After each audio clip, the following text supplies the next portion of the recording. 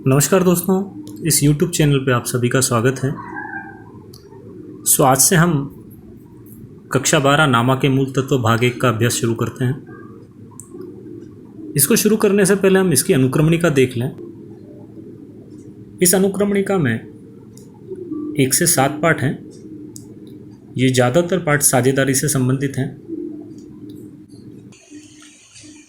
प्रथम परीक्षा में इन 7 पाठ का 100 मार्क्स का पेपर पूछा जाता है, जबकि दूसरी परीक्षा में पहला भाग और दूसरा भाग दोनों मिला के 100 मार्क्स का पेपर पूछा जाता है। तो जितना जितना हम चलाते जाएंगे उतना उतना अपने को तैयार करना ही है। पर हम जब 12वीं का अभ्यास शुरू करें तो उसके पहले हम 11वीं को एक बार रिवाइज कर लें कि जब हम 10वीं पास करके 11वीं में आए थे, जब हमारा 11वीं जून में चालू हुआ था, तो सबसे पहले अकाउंट में भाग 1 में शुरुआत हुई थी नामा के परिचय से। फिर हमने नामा के सिद्धांत देखे, फिर खातों के प्रकार देखे, उनकी दोहरी असर देखी, उन पर से हमने रोजनामचा सीखा उधार जमा के नियम पालन करके। फिर हमने सहायक बहियाँ देखी, फिर हमने खातों में खतौनी की, खातों की खतौनी करके हमने खातों की शेष निकाली, खातों की शेष निकाल के हमने कच्ची तलपट तैयार की। फिर भाग 2 में हमने कच्ची तलपट और समायोजनों पर से वार्षिक हिसाब तैयार की। इसके अलावा भी हमने बहुत सारे चैप्टर सीखे, रोकड़ बही, घिसाई, डूबत ऋण, एक हरा लेखा प्रणाली, देशी नामा पद्धति। दोस्तों, ये सारे चैप्टर हमने 11वीं में सीखे, वो हमारा बेस था। और वो ज़्यादातर चैप्टर हमने जो भी देखे वो हमने एकल व्यापारी पीढ़ी, यानी जब व्यवसाय का मालिक कोई एक ही होता है तो हिसाब कैसे लिखे जाते हैं वो हमने सीखे। रोजनामचा देखा। रोजनामचा का महत्व 11वीं में सबसे ज़्यादा था। नामा का परिचय, सिद्धांत, नामा के खातों की दोहरी असर, खातों के प्रकार। खातों के जैसे 3 प्रकार हैं: व्यक्तिगत खाता, माल संपत्ति खाता, उपज खर्च खाता। खातों के उधार जमा के नियम: व्यक्तिगत खाते में लाभ लेने वाले खाते उधार, लाभ देने वाले खाते जमा। उसी तरह माल संपत्ति में आए तो उधार, जाए तो जमा। और उपज खर्च में खर्च या नुकसान हो तो उधार, उपज या लाभ हो तो जमा। ये सारा सीख के हमने रोजनामचा सीखा। फिर खतौनी की, रोजनामचा पर से खतौनी की, रोकड़ बही पर से खतौनी की, सहायक बही पर से खतौनी की। खतौनी करके हमने खातों की शेष निकाली, वह उधार है या जमा यह निश्चित किया। यह निश्चित करने के बाद हमने कच्ची तलपट सीखी।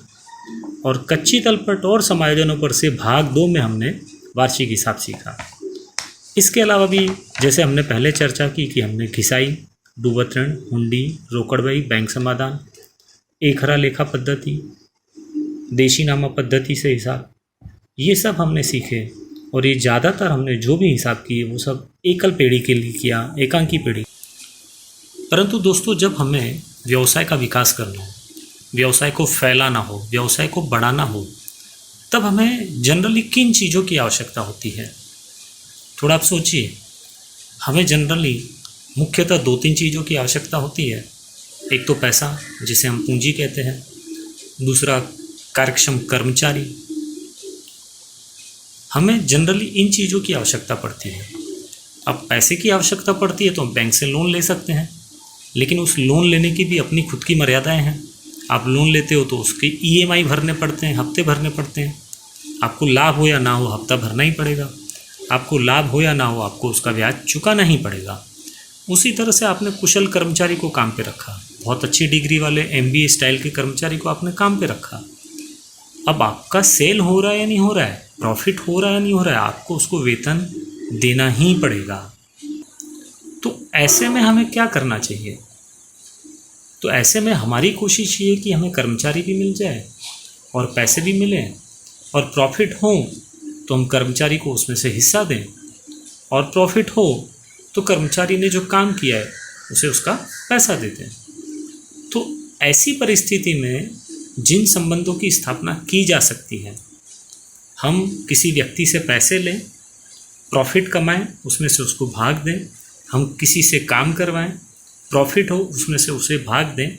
तो इस तरह के संबंध को साझेदार कहा जाता है, साझेदारी कहा जाता है। दोस्तों, जब हमारे पास पर्याप्त मात्रा में वित्त हो, कुशलता हो, वित्त ना हो, धंधा में जोखिम का प्रमाण ज़्यादा और उसे बांटना हो, एक से अधिक व्यक्तियों की आवश्यकता हो, तो हम तब साझेदार की स्थापना करते हैं, साझेदारी की स्थापना करते हैं। ये जितने भी पॉइंट आप देख रहे हैं, ये सब साझेदारों की आवश्यकता दर्शा रहे हैं।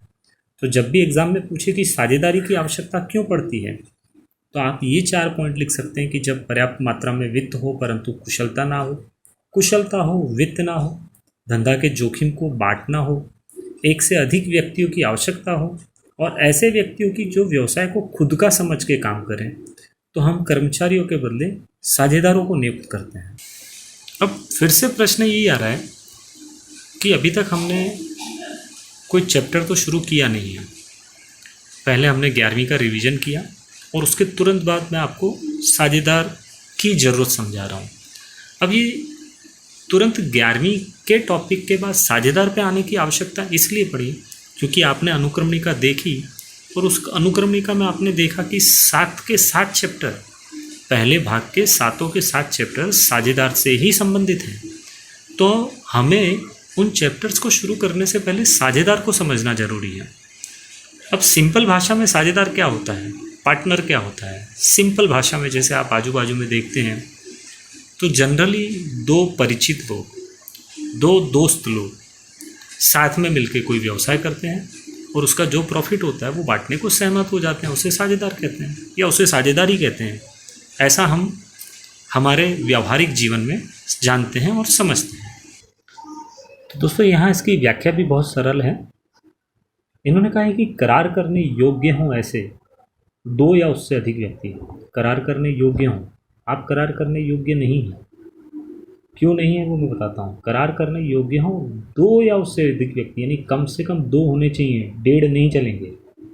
जी हाँ, कम से कम 2 या उससे अधिक व्यक्ति लाभ कमाने के उद्देश्य से कानून अनुसार धंधा करें तो उसे साझेदारी कहते हैं।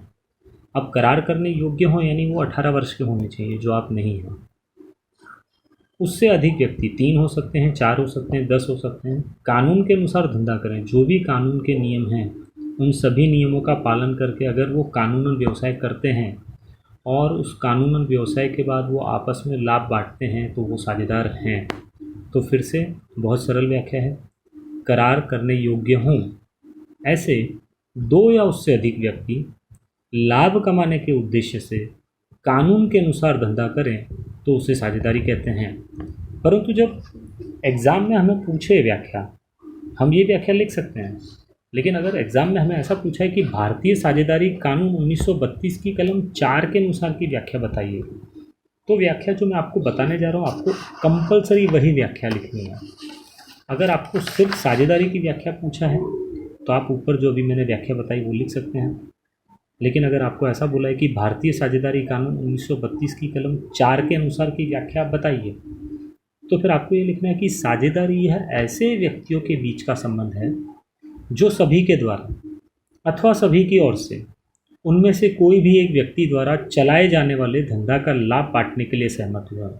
फिर से सुनिए दोस्तों, साझेदारी यह ऐसे व्यक्तियों के बीच का संबंध है, कैसे व्यक्तियों के? जो सभी के द्वारा अथवा सभी की ओर से। अब ये सभी के द्वारा और सभी की ओर से क्या है उसको हम समझें। जैसे 3 साझेदार हैं, ए, बी और सी। अब इन लोगों के बीच आपसी सहमति ऐसी हुई है कि भाई ए ने ऐसा बोला भी मेरे पास शॉप पड़ी है, बी ने ऐसा बोला ठीक है मैं फर्नीचर करा दूंगा और माल सामान भरवा दूंगा। सी के पास पैसा नहीं है तो सी ने ऐसा बोला ठीक है मैं पूरा धंधा संभालूंगा और जो भी लाभ होगा हम आपस में समान हिस्से में बांटेंगे। तो यहाँ पे व्यवसाय चलाने वाला, व्यवसाय संभालने वाला सिर्फ सी है, ए और बी नहीं है। लेकिन ऐसा भी हो सकता है कि ए सुबह 4 घंटे आता हो, बी शाम को 4 घंटे आता हो और सी पूरे दिन बैठता हो। तो इसीलिए ऐसा कहा गया है कि जो सभी के द्वारा अथवा सभी की ओर से उनमें से कोई भी एक व्यक्ति द्वारा चलाए जाने वाले धंधा का लाभ बांटने के लिए सहमत हुए। यहाँ कोई ज़बरदस्ती नहीं हो सकती। आप उसके सिर पे गन नहीं रख सकते कि भाई तुझे मेरा साझेदार बनना ही पड़ेगा। उसकी सहमति होगी, वो हाँ बोलेगा तो ही साझेदारी होगी। इसीलिए इस टाइम में, इस ज़माने में ऐसी साझेदारी लिखित लोग करवाते हैं, बाकी साझेदारी बिना लिखित हो, खाली सहमति से हो तो भी चलती है। सो दोस्तों, आज हमने थोड़ा 11वीं का रिवीजन किया, थोड़ा साझेदारी को समझा। दूसरी एक बात और मैं आपको ये कहना चाहता हूँ कि आपको हमारे वीडियोस 10 से 15 मिनट के जो भी मिलेंगे, ये 10 मिनट के वीडियोस आप इतना लाइटली मत लीजिए कि ये 10 मिनट के हैं। आपके स्कूल के लेक्चर्स और क्लासेस के लेक्चर की तुलना करेंगे तो ये लेक्चर्स करीब 30 से 45 मिनट के बनते हैं। यहाँ हम लोग को ज़्यादा लिखना नहीं है, आप में से कोई पूछने वाला नहीं है, तो ये 10 मिनट के, 12 मिनट के, 15 मिनट के वीडियो आपके आधे से पौने घंटे के वीडियोस हैं। सो कोशिश ये कीजिए, अगर आपके पास नोटबुक्स हैं तो अभी इन चीज़ों को नोट डाउन करते जाइए। अगर आपके पास नोटबुक नहीं है और लास्ट ईयर की कुछ अधूरी नोटबुक पड़ी हैं तो आप उनका उपयोग करके इनको अभी कहीं ना कहीं तो लिखना शुरू कर दीजिए। नेक्स्ट लेक्चर में हम इसी भाग के तीसरे चैप्टर ख्याति को शुरू करेंगे, ख्याति का मूल्यांकन। सो आज के लिए धन्यवाद। टेक केयर, घर पे रहिए, सुरक्षित रहिए। धन्यवाद।